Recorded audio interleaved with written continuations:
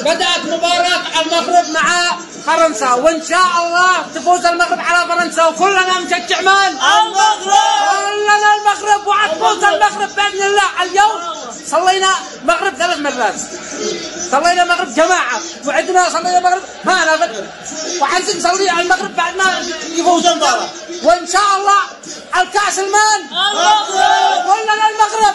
بعد ما انصدمنا من الدقيقة الرابعة بالهدف، الآن التحليل مع الأستاذ والكابتن الكبير الشهير. طبعا كمل الشوط الأول، النتيجة 1-0 لفرنسا. طبعا الهدف تسلل، وراجعوا تسللوا بيده، هدف بيده واضح يعني 100%. قائمة وتسديدة خطيرة ملهوبة.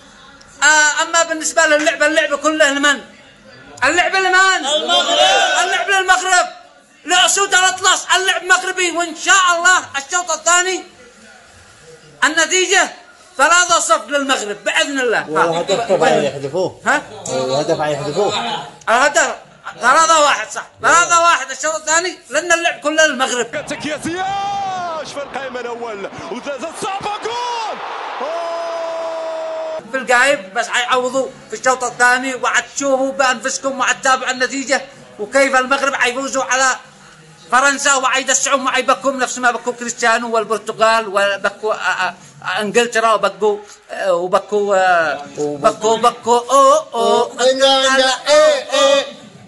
الكاس فرنسي. وبس ما عليكم مخطوا بعدي، والله لا نقرح الشاشة، لا خسروا المغرب، امانه لا نقرح والديها. يلا ولا عاد نتابع مباراة حياتنا كلها. وهي كلكم اخر الثواني يا باطل. يا الله يا رب، يا رب ترفرف في سماء قطر.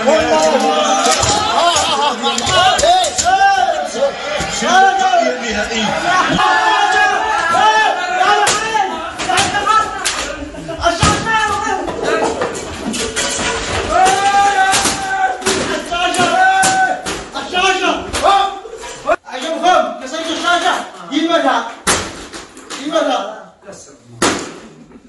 كلنا